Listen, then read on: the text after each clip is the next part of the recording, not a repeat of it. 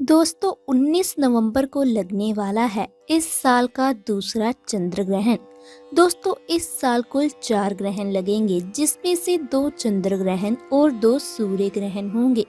जिसमें से पहला चंद्र ग्रहण 26 मई को लग चुका है और अब दूसरा चंद्र ग्रहण 19 नवंबर 2021 दिन शुक्रवार को लगने जा रहा है। दोस्तों पिछले साल ग्रहों की दशा ने किस तरह सबकी जिंदगी को प्रभावित किया है, ये बात तो हम सभी अच्छे से जानते ही हैं। इसीलिए सब लोग इस ग्रहण को लेकर बहुत ज़्यादा घबराए हुए हैं कि आखिर इस ग्रहण का क्या प्रभाव पड़ेगा उनके जीवन पर। तो सबसे पहले ये जान लेते हैं कि आखिर ये ग्रहण होता क्या है। दोस्तों साधारण सी भाषा में चंद्र ग्रहण एक खगोलीय घटना है जिसमें धरती, सूर्य और चंद्रमा के बीच आ जाती है, जिस वजह से चंद्र ग्रहण लगता है। वैज्ञानिक दृष्टि से ये एक खगोलीय घटना है, लेकिन अगर हम इसे धार्मिक दृष्टि से देखें तो इसका बहुत ज़्यादा महत्व है। इसका लोगों के जीवन पर बहुत प्रभाव पड़ता है। दोस्तों इस बार का जो चंद्र ग्रहण है वो कार्तिक मास की शुक्ल पक्ष की पूर्णिमा तिथि मतलब 19 नवंबर 2021 को लगने वाला है। ये साल का दूसरा और अंतिम चंद्र ग्रहण होगा। दोस्तों आपके मन में भी चंद्र ग्रहण को लेकर बहुत सारे सवाल होंगे। आखिर कहाँ लगना है ये चंद्र ग्रहण, क्या इसका सूतक काल मान्य होगा? तो दोस्तों आज मैं आपके इन्हीं सभी सवालों का जवाब देने वाली हूँ। तो दोस्तों सबसे पहले ये जान लेते हैं कि आखिर ये चंद्र ग्रहण कहाँ दिखाई देना है। दोस्तों ये चंद्र ग्रहण भारत के असम और अरुणाचल प्रदेश में कुछ समय के लिए दिखाई देगा। दोस्तों ये जो चंद्र ग्रहण है ये आंशिक चंद्र ग्रहण है। इसके अलावा ये अमेरिका, उत्तरी यूरोप, पूर्वी एशिया, ऑस्ट्रेलिया और प्रशांत महासागर में देखा जाएगा।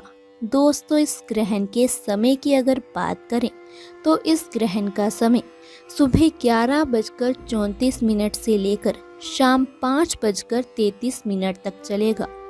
दोस्तों अगर हम सूतक काल की बात करें तो इस ग्रहण में सूतक काल मान्य नहीं होगा, क्योंकि ये ग्रहण भारत में आंशिक ही दिखाई देगा। लेकिन फिर भी दोस्तों हमें ग्रहण के दौरान कई सावधानियों को बरतने की ज़रूरत है, क्योंकि ग्रहण हर किसी की ज़िंदगी को प्रभावित करता है। तो इससे अच्छा यही है कि हम थोड़ी सी सावधानी बरतें ताकि हमें किसी भी तरह की कोई तकलीफ ना हो। दोस्तों जो वृषभ राशि के जातक हैं ये ग्रहण उनके जीवन को ज़्यादा प्रभावित करेगा, क्योंकि ये ग्रहण वृषभ राशि और कृतिका नक्षत्र में लगेगा। इसीलिए इस राशि के लोगों को ज़्यादा सावधान रहने की ज़रूरत है। दोस्तों जब भी कोई ग्रहण लगता है उसका सूतक काल 12 घंटे पहले से आरंभ हो जाता है। सूतक काल में हमें कई सारी सावधानियों को बरतने के लिए कहा जाता है, जिसका पालन हमारे पूर्वजों के समय से ही होता आ रहा है। जैसे कि मंदिर के द्वार बंद कर दिए जाते हैं, किसी भी शुभ कार्य को करने की मनाही की जाती है। लेकिन क्योंकि ये ग्रहण भारत में दिखाई नहीं देगा, इसलिए इसका सूतक काल भी मान्य नहीं होगा। लेकिन फिर भी आपको कई सावधानियों को बरतने की ज़रूरत है, क्योंकि जब भी कोई ग्रहण लगता है उसका प्रभाव पृथ्वी पर रह रहे हर एक जीव जंतु पर पड़ता है। तो चलिए हम आपको बताते हैं उन सावधानियों के बारे में जिसे अपनाकर आप इस ग्रहण के बुरे प्रभावों से बच सकते हैं। चलिए अब जानते हैं कि ग्रहण में आपको क्या सावधानियां बरतनी होंगी। सूतक काल के लगने से ही ग्रहण से संबंधित कई तरह की सावधानियां रखना आरंभ हो जाता है। सूतक में खाने की चीज़ों में तुलसी दल रखना चाहिए। ग्रहण में गर्भवती महिलाओं को विशेष सावधानी रखनी चाहिए। ग्रहण काल में पूजा स्थल के दरवाजे बंद कर दिए जाते हैं ताकि ग्रहण का बुरा असर भगवान पर ना पड़े। इस चंद्र ग्रहण के बाद दान, स्नान और मंत्र जाप करना विशेष फलदायी रहेगा। दोस्तों, ग्रहण के दौरान अन्न, जल ग्रहण नहीं करना चाहिए। चंद्र ग्रहण के दौरान स्नान नहीं करना चाहिए। ग्रहण खत्म होने के बाद या इससे पहले स्नान कर लें। ग्रहण को कभी भी खुली आंख से नहीं देखना चाहिए। इसका आप पर और अगर महिला गर्भवती है तो होने वाले बच्चे की आंख पर बुरा असर पड़ सकता है। ग्रहण के दौरान कुछ भी पकाएं नहीं।